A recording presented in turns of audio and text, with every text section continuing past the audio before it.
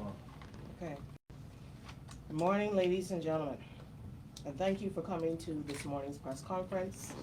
For those who don't know me, my name is Candia Smith. I'm the Public Relations Manager at the Ministry of Agriculture and Marine Resources. Today, we have a special press conference that will feature the local launch of the Caribbean Week of Agriculture, followed by the lease signing between the Bahamas National Trust and the Bahamas Agricultural and Industrial Corporation for Sweetings Pond.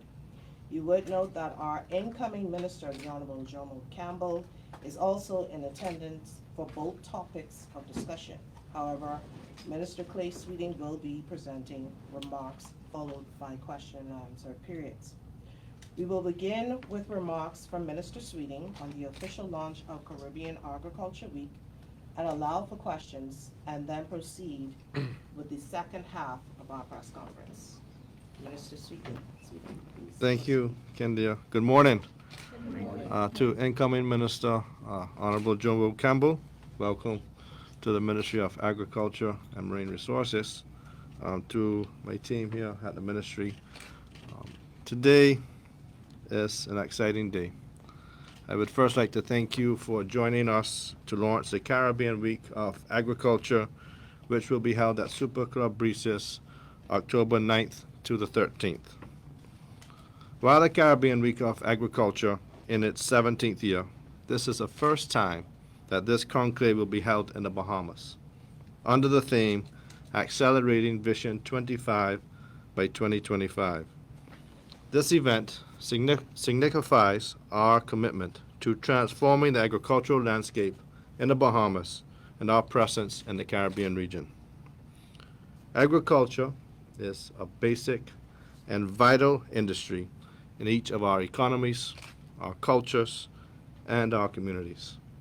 It is not only a source of subsistence, but also a catalyst for economic growth that will safeguard our natural resources, protect our environment, and ensure the well-being for generations to come.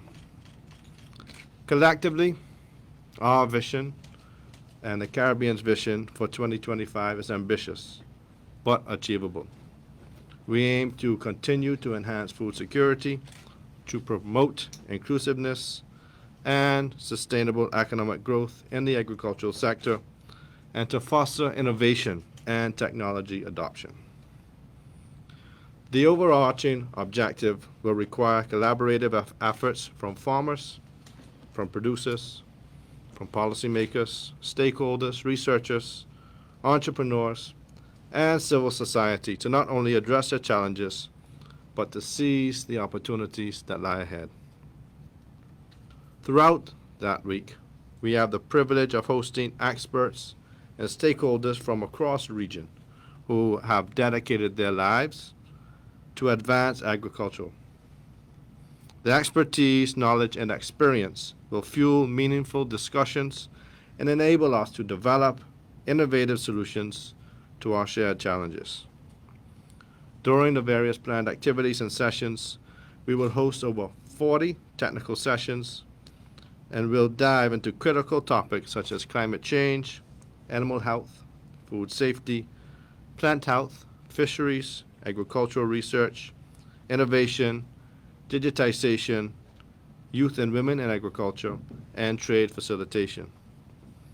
The impressive lineup of speakers will share their insights, experiences, and success stories throughout the conference, and their contributions will inspire us and guide our actions as we work together towards achieving Vision 25 by 2025. Attendees will also be able to experience exhibitions and virtual booths from around the region that will cover many areas of agribusiness, from primary production to retail and distribution. On Monday, October 9th, the week will kick off with a lunchtime webinar event entitled From Crisis to Opportunity, Reshaping the Food Landscape of the Caribbean within 25 by 2025. The trade show component of the event will commence on Tuesday and will include 40 exhibitions who will display regional agricultural products with the aim of linking suppliers to buyers. We are inviting the public to participate in the trade show. To register to be a vendor or to participate, visit www.cwa2023.caricom.org. That's www.cwa2023.caricom.org. Additionally, CWA will also host a special meeting for the Council of Trade and Economic Development, where discussions will be held on priorities and updates on special managerial task force on food production and food security and CARICOM's regional body work plans. I would like to express my gratitude to the organizers, the sponsors, and the partners who have made this event possible. Their unwavering support and collaboration demonstrate their shared commitment to accelerate progress in our agricultural sector. The Caribbean Week of Agriculture 2023, to be held in the Bahamas during our 50th year of independence and the 50th anniversary of CARICOM, is a testament to our collective determination to shape a sustainable, resilient, and prosperous future for our region. It is my sincere hope that the region will learn from each other, foster collaborations, and to chart the course towards achieving our goals and securing a brighter future. I want to thank Minister Campbell for taking the baton and to being the minister that will chair these sessions in October.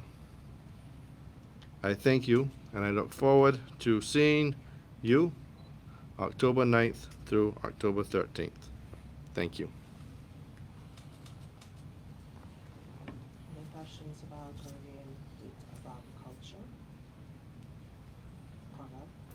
Good morning, Minister. Morning. Congratulations on your transitioning, by the way. Thank you. You mentioned that that the Caribbean Week of Agriculture has been taking place for over a decade. The 17 years, yes, sir. And then, given that agriculture is so prominent here and the Bahamas having such a prominent role in the region, Mhm. is there any particular reason why we haven't hosted this before? And also, Right. why this year that we see fit to Right. host it? Well, I can't speak about the past, but what I can say, I think the nation has seen since we've taken office that food security stays as one of the major parts of our blueprint for change and successes that the Prime Minister's mandate is for this government. We have worked very hard. The team in the ministry has done a remarkable job in helping to drive this, and we've been very focused on change. I think the Golden Yoke program, which was recognized throughout the region as one of the major programs that's been launched, especially in this country, in a while. So to see our renewed focus on food security, feeding ourselves, providing healthy food is a reason why CARICOM reached out to us about our interest in hosting.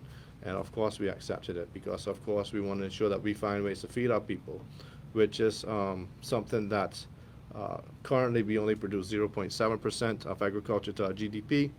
So for us, if we continue on this track, we'll be able to reduce our imports at least by 25% and right after the year 2025.